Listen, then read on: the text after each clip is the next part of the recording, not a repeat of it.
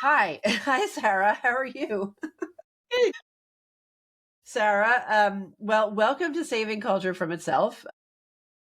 You and I are friends, so we talk often, but I thought what we needed to do was record one of our chats and have you tell a bit about your story, and also so that we can sort of process together this incredibly awful week of in current events. But before we do that, I want to say cheers because it's Sunday evening here in Northern Ireland. It's very good last Sunday. And we're both having a little aperitivo separately. We can't do it together very often because we end up drinking 4 bottles of wine, and we can only do that once in a blue moon, not every week. It's morning.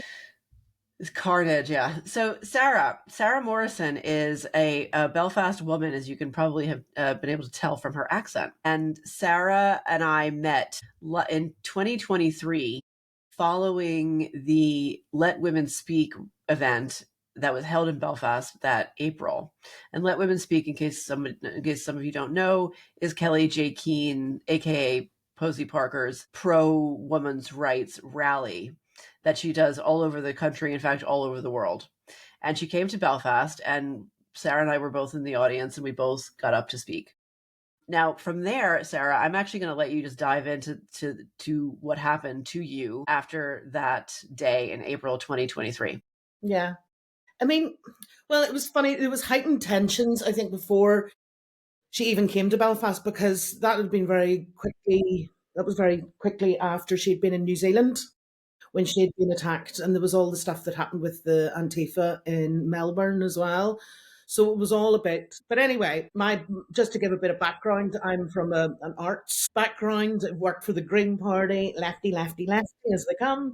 And at the time, I was working for the local film festival. And anyway, I have always been quite turfy. I mean, I've always been, I'm involved in the re-establishment of the rape crisis service here. I'm very, I don't know, just yes. Well, anyway, A so feminist. You would just call yourself a feminist? well, yeah, ish. Then? Then, Yeah. yes, very much so. But I've always been very much on the turfy side of feminism, I think fundamentally. But anyway, so I wasn't even going to speak. I mean, I was really undecided, I wasn't sure. And then whenever I saw so many other people, women speaking, I just thought, well, actually, I got there and I was like, I knew about the other side, had been planning some event, but it was in a different location, about half a mile from where we are. The one, the Let Women Speak, was planned. So, but whenever I turned up, I saw so many people I know in the arts on the left, shouting and screaming. And it was actually quite frightening. And they were playing music really, really loudly to try and drown out all the women that were there. And anyway, I just felt quite passionate, I think, when I was there. And I could see the women's voices being drowned out. And I thought, well, no, hold on a minute. I'd sort of written something that I would want to talk about because I'd worked in the women's sector before. And I know how you're only allowed a certain voice in the women's sector. Mine was obviously the wrong voice. But anyway, I got up and I can hardly even remember what I spoke about. I think I kept repeating some Eric Hoffer quote. I know me, the big philosophy person. Yeah. But I was really talking about how these women's organisations had spent taxpayers' money really basically on setting up a whole thing, a whole day of singing and dancing to stop women speaking, or to stop women speaking, which I think is the most unfeminist thing possible. If you look at what Kelly J. Keane does in itself, it is about just letting women speak and they can talk about anything. Now, I didn't really know who else was talking. I knew another couple of people who did get up and speak. And then there was a lot of controversy because she's a bit of a head case, that woman, Jolene Bunting. Yeah. Yeah, she spoke, but everyone kept going, Sara Morrison was on a stage with Jolene Bunting. Right, She didn't right. really. And let me just pause you there to explain to people who aren't listening from Belfast. Jolene Bunting is sort of like a quote unquote far right activist, I guess. But I mean, personally, I She don't was a really know the ins politician. and outs. Neither did I. Was she a counselor or something? She's I like a think she was. local Yeah, counselor. I think she was. I think DUP or something like that. But Yeah, she anyway, might have been. But like fundamentally, she's like from a working class Protestant area, absolutely. which automatically, as the young people say, is coded to be right wing and untouchable. Like they're literally like untouchables in terms of polite liberal arts society. And this woman was speaking. Actually, I had been in the queue to speak and I hadn't planned to speak either. And she ended up being the person who spoke directly before me. And I was like, because I had never done anything like that before. And I was like, Yeah, oh me my too. God, like, But I you didn't know, even, I thought my shares speech, platform with fascist, basically, you know? yes, basically. But I didn't even think what I said. I thought in comparison to. Do you remember that woman from Manchester who talked about her breast cancer and stuff like Yes. that? I thought mine was really pretty irrelevant compared to everything else. But I think what a lot of the people who called me fascist and whatever, they missed the point about Jolene Bunting, because whenever she spoke, I'm no big defender of Jolene Bunting, by the way, but she spoke about some drag queens in a gay nightclub in Belfast had done a show with a blow up doll, and they pretended to rape her, the Jolene Bunting blow up doll. And she just was like, this is horrible. And they all seemed to miss the point. They were just like, well, it's Jolene Bunting, so we're not going to hear anything more about it.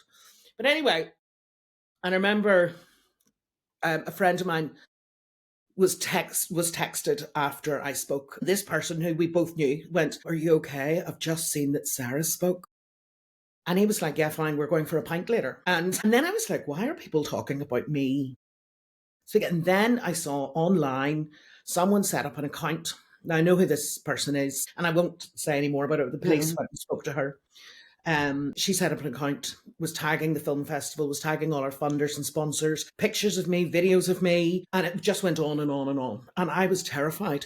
So I was like, I didn't think it was going to blow up like that. So I went into work. I'd taken the Monday off, so I was in work on the Tuesday. And I was terrified because I've never, the online stuff was crazy on Twitter, on Facebook, on Instagram. And it was on the film festivals, not just me. They were coming, they were emailing, my workplace and stuff like that. And I was terrified. So I was like, I'm going to have to tell my boss. And my boss actually was grand at the time. And but it kind of died down. I had the police around and the police dealt with it and they were very good. And it kind of calmed down and stuff like that. I can go into the work bit later. Later on, my boss asked me to do a screening for Pride in July. That was in April. This was in July. That Pride in 2023 was called Stand By Your Trans. And I was like, this is a bit weird because why is she asking me? She knows what Right. happened to me. She Why knows you were just is being it happening harassed to by me? this Yeah. community. Yeah. So she asked me to send the email and I said, look, I feel really uncomfortable with this. These are all the same people that went after me. So she emailed everyone and I didn't know anything about it. The next day I came into work and she went, have you looked at your emails? And I said, yeah, I haven't, there isn't anything. So it had been emailed out to 25 people and organisations across Northern Ireland. And the first person to reply, who I'd actually shared an office with for 5 years, replied to everyone, but took my name out of it. And yeah, and it was, you have a right to speak, but not those sort of words. And then it just kicked off. Really, it just went, the phone was ringing off the hook. Is so why are you employing a transphobe? Queen's University professors tweeting about me. I had all the sort of rainbow organizations just really, it was horrifying. I mean, it was actually really frightening. People constantly, like every 10 minutes, messaging our social media. I actually put out a survey, an audience survey following our documentary festival. And within 2 seconds, someone had replied to everything just with links to the YouTube channel of Let Women Speak. And your organization is in tatters and all this kind of stuff. Wait, okay. All of that, and rephrase again what you said essentially at the Let Women Speak. I was more or less saying the women who were shouting at us, the government funded, I have to be very careful with my words, the government funded women's sector in Northern Ireland. You could, oh, They can I were pause? all there on the other side, We were all there and on they the other were side, to kind of counter shouting. protest and drown us out. Yes, and basically I said, and if you go against the grain, you'll be intimidated and harassed. So, in order to prove you wrong, they intimidated and harassed you. Yes, absolutely. Not necessarily the people Not from those organizations, but people I'd never heard of. There was two actors. I don't know whether I can say this or not, but I don't know if you know the Disney program Say Nothing. yes. Yeah. So there's two female actors in it. Mm-hmm. They wrote big letters of complaints about me. I've never wouldn't know them if I walked over them. Do you know what I mean? When I got my discovery and my subject access requests, the stuff people were saying about me was, my Instagram was a hit site and all this kind of, and just someone said I was chasing trans people up the street. Oh my it God. was it was kind of insane. Someone called me a meat puss bag. Oh my God. But it was awful because from that day, not even so much me speaking at Let Women Speak, but once it kicked off online, I mean, I don't feel like I can talk about it yet because my tribunal's still coming up, but my best friends all just disappeared. Do you know what I mean? Just, you've really disappointed me. Why have you done this to me? As if to them. It was terrifying. Luckily, at some point in the middle of all that, I went on holiday to Bali. That's right. Yeah, and I was very anxious because nothing had been said in work. As far as I can remember, nothing had been said in work. The day I got back, my boss pulled me into the office and said, "Oh, we're going to be doing a wee bit of an investigation. It's an external company. It's just over WhatsApp. It's really casual." Now, I'm the only, apart from my boss, I was the only full-time member staff. There was another part-time member staff, and then it was just freelancers during festival. So I was like, and she went, "Why don't you go home, take a computer with you, blah, blah, blah." I didn't have any access to I couldn't get into my email. So I asked for my email password to be reset. That never happened. I asked 3 times for that to happen. It didn't actually. This was in July. So they've locked you out of your email before the investigation was done. No, the investigation, well, in fact, the investigation never even happened because Right. then I went post. And anyway, the next day, I got an email from this HR company. It was crazy. It was just all, a board member said this and far right that, and you've said this, and all these just made up stuff. And they even spelled Posey Parker's name wrong. They couldn't even get it right that her name's Kelly J. Kane. And they were, the way they were calling it a protest, all the language. I was just like, I'm really frightened by this. So I got a solicitor. The solicitor actually eventually got frightened off. And I got Simon, who, is my new solicitor. But it's been hell on earth, actually. Do you know what? Free Speech Union have been amazing because I went to them and they've been great. Carrie, who's now left, Free Speech, and they've been great because They're amazing. they provided me with an amazing psychotherapist. Do you know Wow. what I mean? I really needed it because I was feeling so isolated that no one was speaking to me. No one, and I was like, I mean, my life has changed fundamentally since then. And it's been horrible, like I don't go into town really anymore because I was even because whenever you're saying about going to that thing at city centre Mhm. yesterday, sorry, but the last time I went into town before that, I had to take beta blockers because I Wow. got so anxious. Do you know what I mean? It's because I was quite a social person, always Right. out at the cinema or out in the pub or whatever. None of that. None of that. Do you know what I mean? It's my life's changed fundamentally. Where people just don't. I'm not a Yeah. terrible I, person. I have a theory. I think there's certain things that go into making a person a target for cancellation. And one of them is that, they have to be able to hurt you. So there's no point in going after someone who they can't get sacked. Yeah, yeah, You know what I exactly. mean? And also, I think so much of it is driven by personal weakness and failings and fundamentally resentment. Mhm. And you said yourself you were one of 2 employees at the Belfast Film Festival, and Belfast is a very small city Yeah, with a very small art scene. absolutely. And how many people were watching you for years being like, "Why does that bitch have that job? I should have that job."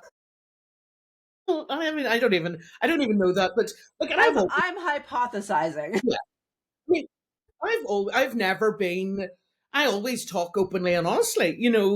Like you'd be surprised, how many people I've had positive conversations with in the past who now Sure. wouldn't even look at me. Yeah. Well, that's the second factor. The shock troops, the ones that come after you in the beginning, they see their opening, they're opportunistic, and so they go in for the kill. And then because everyone else is a fucking coward, they just let it happen. Like that's, I mean, like I've noticed that over and over again in people, not people that I know personally, but in accounts and people talking about their cancellations. Like some people don't seem to suffer from it if they're kind of at some sort of remove, and if you have something that these people want.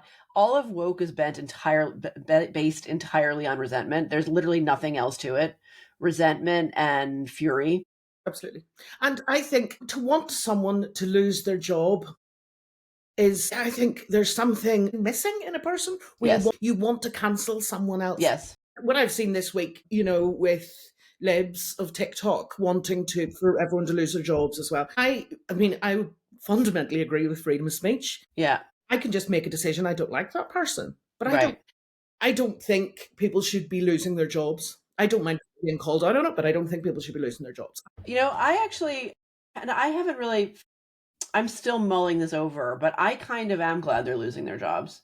And I'm not entirely sure yet. Is it just, revenge? If revenge is sweet. I feel like there is a bit of revenge because I But think there is a qualitative difference. It's actually a good segue too, because I think that when you and millions, well, at least thousands of people like you across the United Kingdom, Ireland, Australia, New Zealand, United States, so many people have been canceled that we've never even heard of, right? yeah, absolutely. And they've been canceled, almost all of them. I'm sure there's a few that actually said something that was truly either criminal or psychotic.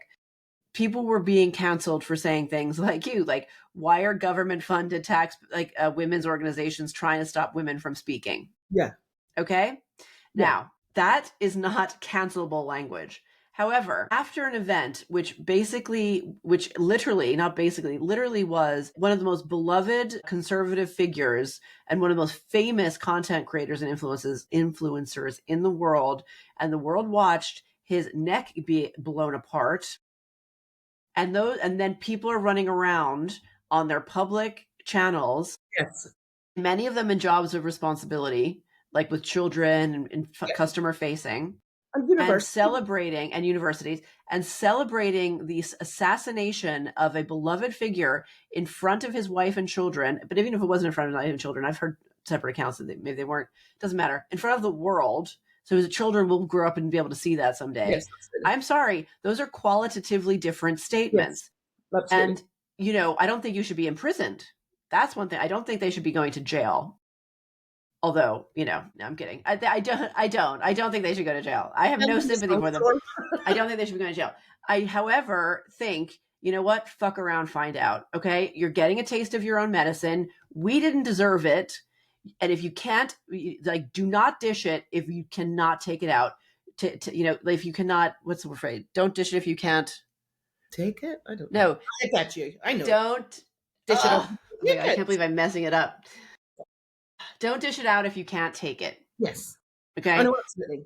But I'm sorry, celebrating someone's public execution is absolutely cancelable. Saying out loud in a very mild-mannered way, actually, I'm not sure if men can have babies, not cancelable. Yes, absolutely.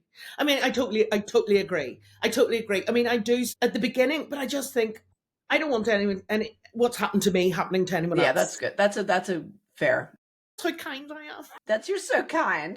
Also, I think there's still so many people who'll be going, that's great, that TikTok you made, you're celebrating him being assassinated. Do you know what I mean? And whenever I look at the rise of Blue Sky, I know it's where critical thinking went to die. They left Twitter because they couldn't deal with argument. So they thought, well, we can all go to Blue Sky and we can call everyone a fascist. We can call them all Nazi. And I'm really thick because I thought once he'd been murdered, there might have been a bit of self-reflection. But what I see is the left, or the so-called progressives, doubling down. And I see them not quietly celebrating it. Do you know, the ones who think they're moderate, going, but he was this and he was this and he was this. There's no buts. You either condemn what Tyler Robinson did or you don't. Do you know what I mean? And that is the bottom line. If you've nothing nice to say at all, just don't say it. I think the whole thing, it's terrifying. And I do think we are on a precipice of things changing. And I think our legacy media, everyone has to change. We have to start calling this out and saying this has to stop. Calling people TERFs, calling people Nazis, calling people... You can't do it. You can't do it. We're not those people. If you actually think what a Nazi is or what Stalin did, or do you know what I mean? If you start actually thinking the reality of it, it's awful. Right. I'm so glad I'm not that sort of, and I'm not feeling smug or anything, because I love I love nuance. I love a conversation. Sure, do you remember, sure, in the 90s when you'd be sitting round in your in a house with all your friends and you'd all be discussing something and everyone would be arguing and fighting, going, I've won, or do you know what I mean? But you'd everyone would listen to each other and you come away going, Yeah. well, that was really interesting. And Yeah. now maybe I have a slightly different opinion on it. And no one would cry. No one be wrapped up in bubble wrap. Do you know what I mean? And I think it is really good to hear things you don't like. Right. It's Do you very know what I good. mean? It's extremely good, actually. If you can't listen to someone who says something you disagree with, what are you doing? What's the point? You're not an adult. You're not an adult. And I love listening to things I disagree with. I mean, there's a Me lot of too. things about Charlie Kirk that I would disagree with, but I love the way he argues it. Do you know what I mean? I mean, the Oxford and Cambridge debates are amazing. I mean, and I never come away thinking he's won, she's won, but it's the way of constructing an argument I just think Yeah. it's really interesting. I mean, the thing that he was really gifted at, and I don't really ever see other people doing it. I've never watched that other guy who does it, Crowder. I've never watched him, but he listens. Number one, he listens. And then he'll sort of like nod. And like everything about his gestures and his manners and his affect signaled to whoever was talking to him that he was 100% locked in on Yeah, them, right? He was engaged and he was processing as opposed to, a gotcha it's really good. or a defensive quip or anything like that. And then he would be like, he would meet them at their level and then accept it and then be like, this is what I have to say. And it would always be something that would, demolish their argument in the case of the woke stuff, but in such a way that was so sort of calm and like, what's the word? Like, obviously respectful, but that's kind of shallow compared to what it was. He never went in for the attack. He never went in for the He saw attack. it from their side. And he would Yes. try and see it from their side going, Yes, he would. That's exactly it. That's it. And that's what I think every productive conversation, the both sides, or no, the side that ultimately wins yeah, is the side that acknowledges what is correct about their opponent's argument, or just acknowledges the humanity of the opponent, or in some way gives them that grace, and then yet still manages to put themselves over forcefully and coherently. And that is unbeatable. And that is literally why they shot that man. That is why that man is now dead and his little children will not grow up with their father. And honestly, I am reeling. I'm yeah, still reeling I about am. Just but even I don't know what the right word is for this, but shooting him in the throat. It's just. I mean, I don't know. Whenever it was at dinner with my friends last night, we were discussing it, and just how I mean, this for like the younger generation as well. This is their JFK. This is yeah, their 9/11. it's their MLK. Yeah, absolutely, Charlie Kirk is 100% the conservative movement's Martin Luther King. absolutely.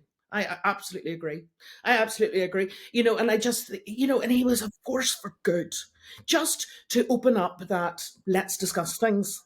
Because a lot of people, I hate othering people by going the people on the left or whatever, but the sort of people who would identify as progressives and stuff, I just think they don't want debate. Do you remember Stonewall's big thing was acceptance without exception, no debate. You know what I mean? How about you get bent, Stonewall? Or someone called it. It was I can't remember. It was maybe Kelly J. Keane called them stoner or stoner balls or something. I can't remember. I might be making that up.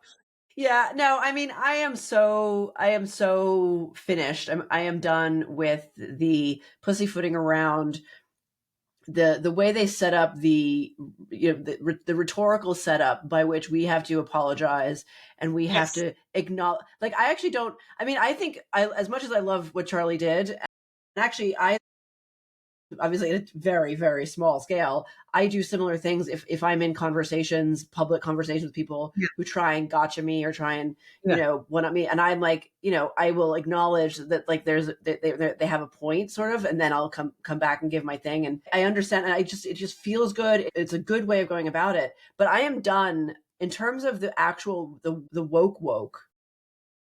No more quarter as far as I'm concerned. Like, we are not going to compromise. We are not going to make peace and sing kumbaya and hold hands and agree to disagree. We now have to win, and it has to win scorched earth. And I'm still talking rhetorically, Absolutely. but there's actually, when it comes to the United States and all of the things that led to his death and all of the different, let's say, ideological spaces that fomented that kind of hatred, that's going to be law. That's going to be a law, legal assault on those people. Yes. And they fully deserve it. And I hope a lot of people go to jail for an extremely long time. And I'm not against the death penalty anymore. I'm just not. Because the cruelty, the thing is, we have been subjected, you far more than me, but I have been watching it. I've been watching people be subjected to this absolutely pointless cruelty for the last Mhm. 10 years, whether Absolutely. it's white people over race, gay men who don't go along with the thing, women who don't think men should be changing next to their daughters in YMCA's or whatever. Absolute, like, sadistic. We take pleasure in our verbal cruelty and our, like, unending harassment of you throughout your community, which you 100% experienced. Like, there is no compromise with that. They have to be rhetorically crushed and made to go back in the box and back to hell where they came from, or they have to go to some sort of, like, they have to, like, go to therapy and search their souls and understand why they acted like such see you next Tuesdays and not do it again. I just find it extraordinary the lack of reflection. They did it to themselves, They did it to themselves. and I do think, I mean, from the UK over to across the Atlantic to Charlie Kirk, from Graham Linehan to Mhm. Charlie Kirk, and Graham in court, and that exposing what he was actually in court and who he was up against in court. I just think people are, I think, well, not even people, I think the general public do agree with us, but I think the media is starting to get on board and starting to understand. I know it's baby steps, but I'm so eternally positive about everything. Yes, everyone's great now. No, but I do think people are now starting to. You can't keep calling people. You can't keep calling people fascists. And every time it does happen, why are you still doing it? You cannot keep using that language because it is dehumanizing. It is like, remember, I can't remember, I was talking about, like in the Troubles in Northern Ireland, Exactly. That's right. Thank you for bringing that up. and people were just called legitimate targets. That's right. Weren't the person was taken out of it. I actually want to talk about, it's my favorite film. Um, I'll send you a clip of it. You can add it in if you want. Okay. Actually, and I have a bit of a connection with it. My mum's partner Ian used to work for the BBC. I was 1984 or 5. And he commissioned Alan Clark, who made Scum. He's made other films as well. He commissioned him to make a film about the Troubles. So I can't remember, made Slumdog Millionaire, was the producer for it. And he made a film called Elephant. Danny Danny Boyle. Boyle. And the film's called Elephant. It's, I think, 34 minutes long. There's hardly any dialogue. And in fact, it was the first time a Steadicam was used in a film. Okay. Sorry, Film buff. nerd. But what they did was they followed behind a man who'd be walking somewhere. So you were getting a point of view shot of a man walking in. The first one's Ormo Bass. He walks in, opens the doors of the changing rooms, sees someone, shoots him, walks out again. It's horrible. I mean, it is so shocking. It's only, I think there's 23 murders that happened. Maybe it's 43 minutes long. In this film, it got banned by the BBC the next day, and I think it's still banned.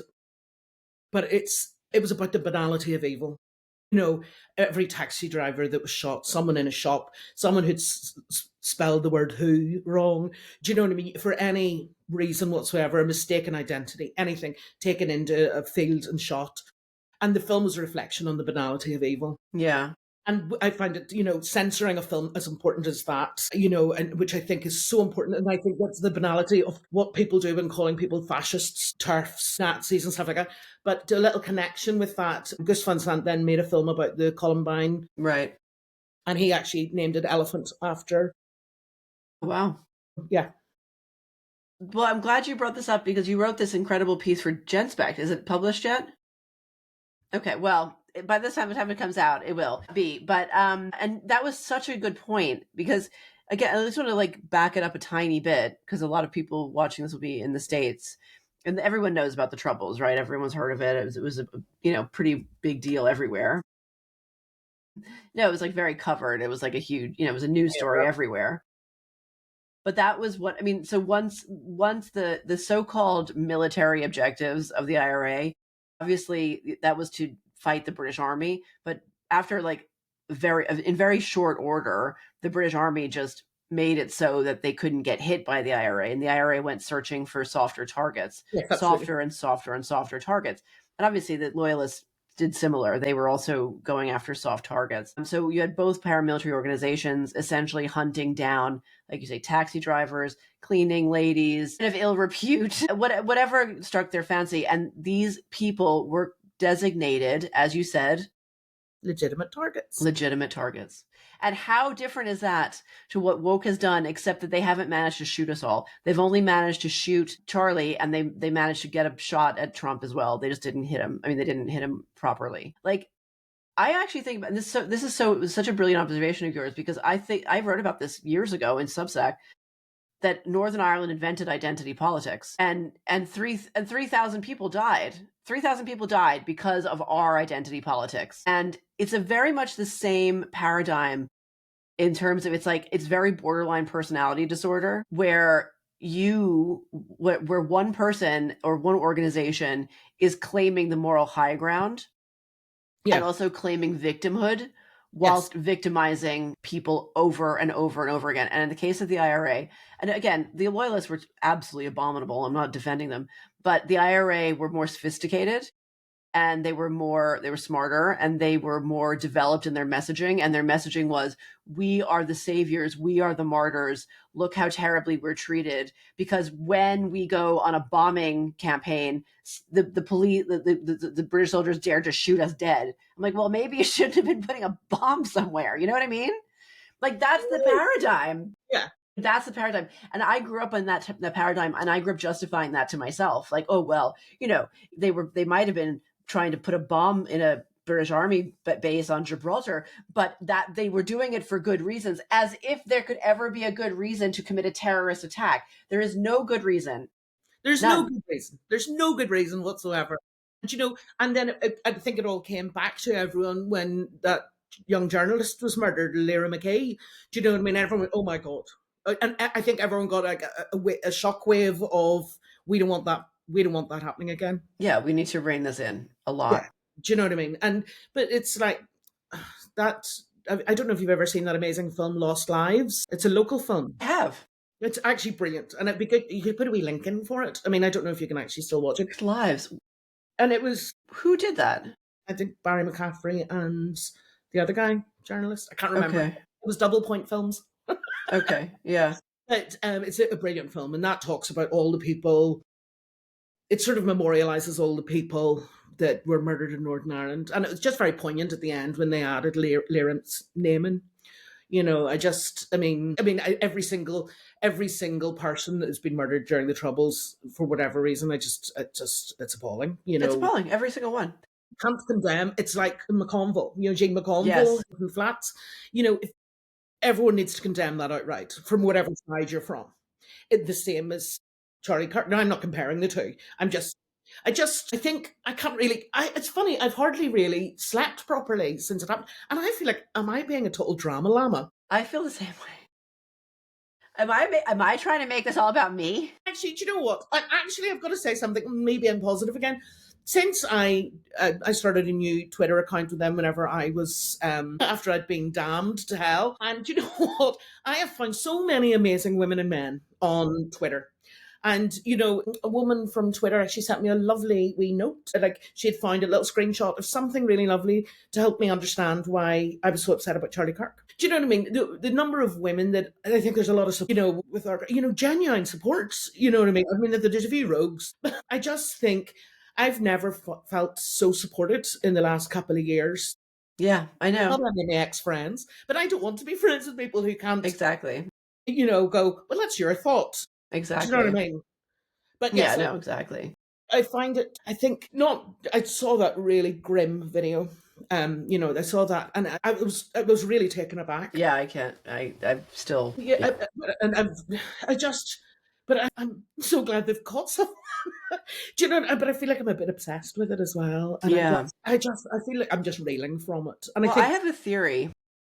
I have a theory as to why. Obviously, conservatives in America, he was their guy. He watched them all the time. I didn't actually watch him all the time. I'm more of a Bannon person. I watch Steve Bannon all the time. Because Steve Bannon is like crusty and grumpy, like me. That's how I like my men. Very impatient. Charlie was way too nice. Like I was like, oh, you're too nice. So I was getting messages when I was figuring out whether I was going to do the talk at that rally yesterday. I was messaging with some local TERFs, and they were saying like the whole TERF community is so devastated. And it was very interesting because I forget which person it was, but I wouldn't say her name anyway. But one of them said, it's weird because we don't really agree with him. Like we're not, the TERFs here are not conservative. They tend to be former lefties, a bit like yourself, a lot of like women who were in the arts, women, single moms, women who liked Gen X women who liked to like go to rock and roll shows and all this stuff. They were not conservative women, and they're devastated by his death. And part of me, there's two reasons I think this is. One is that just by simply the fact that he existed and he was doing what he was doing, he was almost like a protective force, because he was going and he had a lot of stature and he had fame and he had money and he had influence, and he was going and saying the same damn thing that all these women were saying. And it's like, oh, okay, well, I'm not crazy. I'm not crazy. This young man from a different part of the world and whatever is out there and he's talking to people, and that gives me courage and that gives me hope, because I'm doing it and I'm getting absolutely shafted in my day-to-day life. And he's out there and I feel morally supported by his words. And the other thing is that, it's like if they do that to him, what would they do? Not to me. I don't mean me, because I didn't get canceled. I didn't suffer like this, but like the women who've gotten canceled, like they feel that in their bones, because they like, like I know just from seeing them do it to other people, when you're reading these tweets and these emails and these psychotic people meddling and trying to get you fired, there's like a distinctly homicidal vibe, right? yeah, Like it's real hate. It's real hate. visceral, absolutely visceral. So women all over this planet are right now, TERFs all over this planet are right now thinking, oh my God, they killed him. That's how much I knew that's how much they hated us, but that's really how much they hate us. And that's devastating. Because they depersonalized us. Yeah. As whatever, the fascists or whatever. They've done it to that degree where, people are saying, even people now are saying, you've got to start listening to other people. They argue against free speech. They don't go, yes, I agree with free speech. I mean, and I think there's something wrong if you don't agree with free speech, or you only agree with free speech if it's on your own terms. Yeah, you're a baby. That is not okay. And this is when you see the purity spirals starting. There was a thing, I don't know, well, anyway, in Northern Ireland earlier this year, whenever the puberty ban was brought in, and one the puberty blocker ban? No puberty for anyone. And one party here, who are not part of the executive, they said, right, we think no executive parties should be allowed to go to Pride. Anyway, but there's a lot of LGBT elected representatives in these other parties. One, in fact, was the Lord Mayor. And they were like, no, you're not allowed to go. You can go in your own personal capacity, but you cannot go as a party. And I was talking to the ex-mayor a couple of weeks ago, and he's just like, it's just created more division. And he kind of got cancelled by his own side, because he was like, I'd like to go to Pride. And they're like, well, you need to bring puberty blockers back. Do you know what I mean? And they're not, as if he's in that position. That's the other thing. It's like they're deranged baby adults. Remember what they did to Roisin Murphy, who is one of my favorite singers, by the way. Love Roisin Murphy. And she's like a total wacky, like avant-garde artist type, like the least conservative around. Were we watching videos of hers? Say again? Were we watching videos of her? Maybe on the third bottle of wine. Who knows? This is why we do this remotely, not in person. And so she made a comment on her private Facebook page to just her friends and family. And that's the comment said, "Oh, we shouldn't give puberty blockers to children. It's so grim." And she was almost, she didn't actually wasn't quite canceled, but there was some like, was it like indie magazine or something? Like, what was it? They came out and said they no, it wasn't The Guardian. It was some like low level. No, I think it was like an interns in her record company or something. It was, but the headline came out that said Roisin Murphy's album canceled, and no, the album had just come out. The album had just come out. They couldn't cancel the album. Tour is canceled. All the proceeds from her album sales are going to trans charities. And I was like, that is so extreme. But then I was like, but that's literally impossible. There's contracts in place, right? You can't just snap your fingers. It was Bandcamp. You know Bandcamp, who... Yeah, the site, yeah. Like Louise Distress got banned from Bandcamp. Yeah, something like that, yeah. But it was like, it was obvious. So when it all came out, and there was, the headline was slightly misleading because it was like an exaggeration, but like a lot of it kind of went viral for a minute and went all around the internet that Roisin Murphy's, all of her album sales were going to be given to trans, and everyone was like happy. And then, but I was like, but this is obviously not happening, because this is what I surmised was the case behind the story, was that some pissy little trans sympathizer or tranny was like, oh my God, I'm going to just like take her money and like nobody's going to be able to stop me. And you're like, no, but that's not how this works. She has a signed contract. The label gets a percentage. She gets a percentage. This is all set in legal stone. You can't just take her money. Okay. It's like talking to a toddler. You can't just take the toy from the other child. You have to wait till the child is finished playing with the toy, or you can ask nicely and see if the other child will give you the toy. And if they say no, you have to wait. You can't just grab the child. You can't just grab the toy. That is literally in the nutshell, the essence of the trans advocacy movement. And I think they need to stop employing idiots to do comms. Yeah. Yes, they really do. She says, some personal experience. Listen, they need to do, like, you can't just go willy-nilly and start speaking as a representative of your organization when you're not representing your organization. It's like the people who turn up to all the quite controversial rallies with random flags, trans people or whatever they are, and saying, yeah, they support it, but they've just got a flag and they've just brought it. You know what I mean? Because you'll bring your reputation into disrepute. Right. You know what I mean? And you have to be really careful. Can I just go back about Roisin Murphy? Did you see she was tweeting last week? And she's doubling down. That's right. I know. I love her. She's amazing. And I love it when people go, actually, I do have support out here. Yeah. Do you know what I mean? And it is, okay, I am on the right side of history. And I don't mean winners or losers or anything like that. It's just like, you know, I think it's normal thought. You know, I don't think I'm a better person for it, but I do like listening to other people, and I do like being rational, and I like listening to all sides of the argument to come to my own conclusion. Now, there was someone quite influential that I worked with a number of years ago when David Thompson's Stonewall podcast came out for the BBC, and I was like, will you listen to it? Absolutely not. Absolutely not. I won't listen to it. How can you make a nuanced choice about something if you don't listen to all sides? Right. And now, like, you know, it doesn't, I love doing hate listens or hate watches, because you have to do it to have an understanding of things. And I don't think, it doesn't make me clever or better or anything like that, but I like to have my own thoughts. And I think I feel at ease with myself.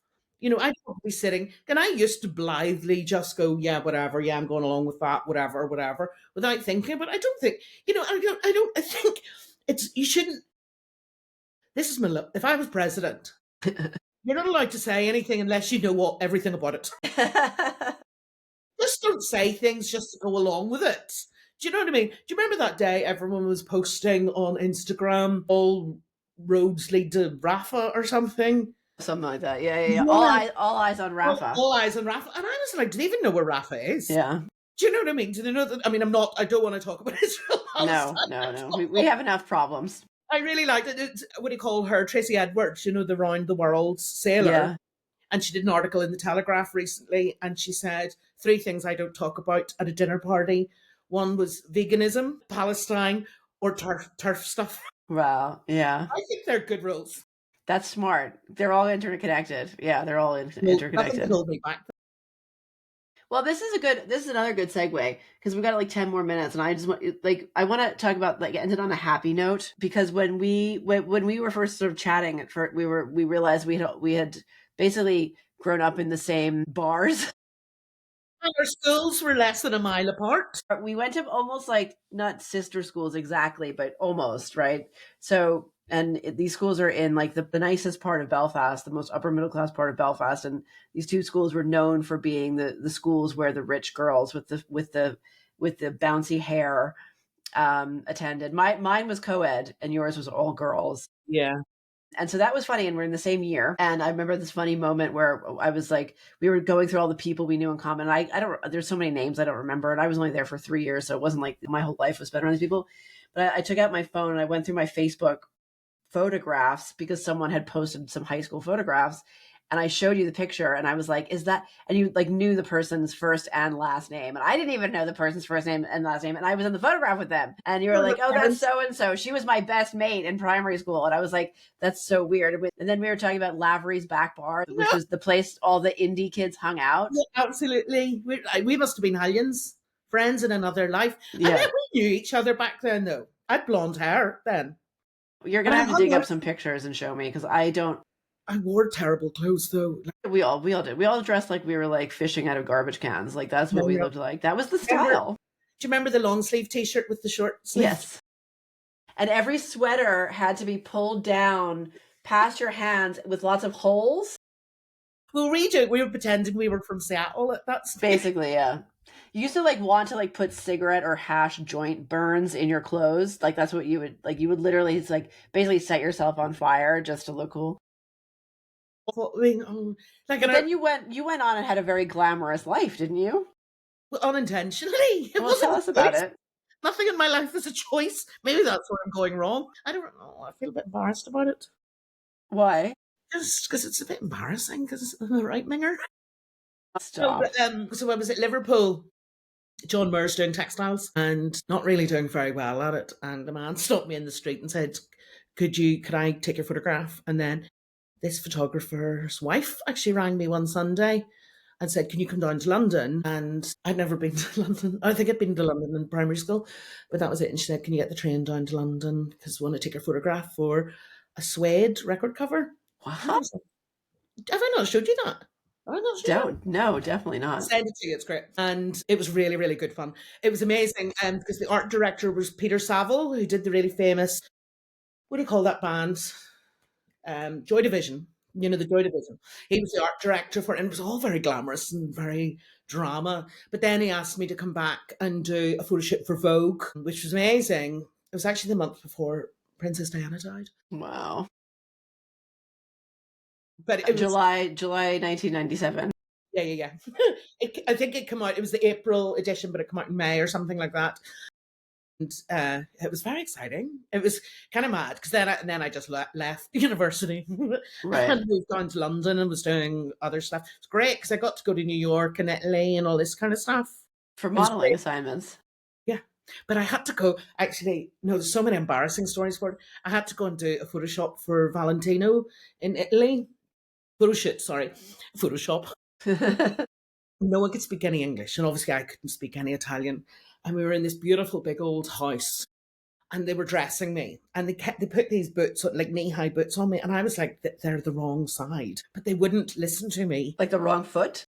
Yeah, they're both on the wrong feet. It was all, every time I think about it, I just go, because I was quite shy then, you know, I wasn't chatty or anything, and I was just like, and the feet were going. Oh my God, that's so funny. So many things. I actually didn't really enjoy it that much because I'd worked with Nick Knight. He was the photographer for Vogue. They're the most professional people in the world. So whenever you're working with other people, none of them really, although Irving Penn took my photograph. Wow. Even I don't know the name. I've heard the name though. That's amazing. His address was something like 3 Central Park. It was amazing because Laura Mercier did my makeup. Before. Is Irving Penn like Sean Penn's dad? No. No? You need to look up Irving Penn. You'll know about him. He died about 10 years ago, I think. That was really good fun. I'm looking him up right now. No, Sean Penn's dad was like a famous somebody. Anyway. And who else was good? I can't really remember. So, It but was all you ended up in this whole world of like glamour. quite famous art and celebrity people, right? Just a little bit, not really. I wasn't really my thing. Right. Like nowadays it would be, I'd be flat out. But it's good Yeah. because there was a really nice exhibition. Vogue have been always very good to me. I think the only reason they had me in is because they had had some controversy with Omega watches. And it was when Heroin Chic was in. So they needed to have someone plus size. Size. Which is a bit woke. And I wouldn't agree with it these days. You were a diversity hire. Yes, I was a diversity hire. The OG. That's right. Don't tell anyone that. I was a diversity hire. But yes, so yeah, I just sort of always felt a wee bit uncomfortable about the whole thing. I'm not really, I don't really like that sort of thing. Right. Yeah. I mean, I can imagine that, like, I think you have to be there's a very particular kind of sense or mindset you have to like, be like, yes, take my picture over and over and over and over and over Yeah. again. Like, to me, that's like a nightmare. I had really bad self-esteem back then and not really very much confidence and stuff like that. I didn't really like people looking at me. It just was like, because I just got a bit silly. And I remember getting shouted at by that man who used to be married to Princess Margaret. Peter? Yeah, I can't remember his name. That guy shouted at you? Well, because, was he taking your picture? Yeah, because he made me wear a turban. My God. It's just like, I only wanted to wear things I liked. And I thought I looked like something out of a Carry On film with this big silky turban on. Oh, I can't remember his name. He died a couple of years ago as well. I'm looking it up because this is bad. Like, this is my problem with doing these. I forget everything. Husband Peter, like Peter what? Peter Townsend. No, it wasn't him. It was different. What was the one before that? Lord something. He was a lord. Type in Princess Margaret Lord. Anthony Armstrong Jones? Earl of Swindon. Lord, sorry. Yes. Sorry, no. Lord Snowden, not the Earl of Swindon. That's him, Lord Snowden. He was quite cross. He just kept shouting me, stop sniggering. And I love sniggering. Yes. But yeah, it was kind of fun, but I was a bit of a shy guy. Right. But I was friends with this amazing woman called Kate Dillon. And she lived on such a posh street in Manhattan. And every time I met her, she was giving me all these products and stuff like that. She was a model over obviously in America, but she made an absolute fortune. I was just like, thanks. Yeah. You don't get paid for doing Vogue. Really? Yeah, they actually did pay me £200. £200. Because apparently it's such a gift to get into Vogue. Right. I think it's for people who really want to be in it. Do you know? In fact, they didn't pay me. They paid me for the suede thing, but they put me in a really nice hotel, so that was okay. Yeah, I know. Fun couple of days out. Do you have these pictures still? Yes. Yeah. You can look them up. Type in Sara Morrison Nick Knight, and it comes up that way. Don't put them in this though. Okay. Because there's one with a bit of side boob. And in fact, it's funny. They said that my knickers were like some big, really expensive brand. And they're just like a multi-pack. That's so funny. £3. That's hilarious. Yeah, but they said they were glamorous ones. See, we used to be cool. We're not far right. We used to be cool. We're the cool ones. We still are the cool ones, yeah, definitely. The four different types of people. Yeah. The people who do it first and then the people who come along. We're the first people. Yeah. We're ahead of the curve. Plus, we survived the boomers. I think we've done very well. I mean, the thing is, for all the stuff that's happened to me, do you know what I mean? I feel okay. Yeah. Do you know what I mean? And I feel confident. I'm really upset and really shocked at what happened last week. But I think I really want good to come from it.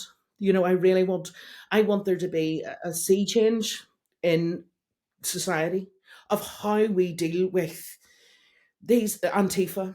I would love them to become a prescribed organisation. I just think we have to, well, not us, but our politicians, we vote them out if they don't do what we want. They have to stand up and go, actually, we're not going to be bullied by these progressives on the left anymore. NGOs and third sector. We don't care if you're going to call us a fascist or a Nazi anymore because the words have become almost meaningless. They need to say no because we've been saying no for ages and they don't listen to us. awfully, I hate saying this because we're women, but I think, so they listen. I mean, there's no crime in listening to Graham Linehan, but they weren't listening to Denise Fahmy. They weren't listening to Joe Phoenix. They haven't listened to any women. I mean, I think they're listening to Sandy Peggy, but only because of how outrageous it's been, and because there's been actual live access to being able to see her tribunal and see how outrageous it is. I just I just really want them to start listening to women and stop listening to these people who are trying to cancel. You can't be cancelled. Cancel culture has to stop. Mm-hmm. And it only stops whenever the higher ups go, Right. we're not anymore. When it Because doesn't work. we can only do so much. Exactly. Do you know what I mean? You know what? I think that's a really good note to end on. It's like a rousing note. Call to action. Well, I just think, anyway, yeah. You know what? We should make this a regular. I always say that, but I really mean it. Are we going to be the podcast host? Podcast host. That's a great idea, and I actually like that. It must be taken already because it's too good, but we'll have to figure it out. Yes, that's I think so we can funny. We're the influencers, remember? That's right. And plus, my glass of wine needs refreshing. Oh no, I've got loads. All right. I'm gonna hit stop on this. Sara Morrison, is there any final thoughts? Do you want to send people to your Twitter or your X or anything like that? No. All right. Well, we'll have you back. I mean, I think one of the last things I tweeted was a picture of Eamon out of Eamon and Ruth, and a meme about roast dinners. TV daytime host Eamon Holmes, something about roast dinners. Don't go to my Twitter. All right. We'll have to let people make that decision for themselves. Sara, thank you so much.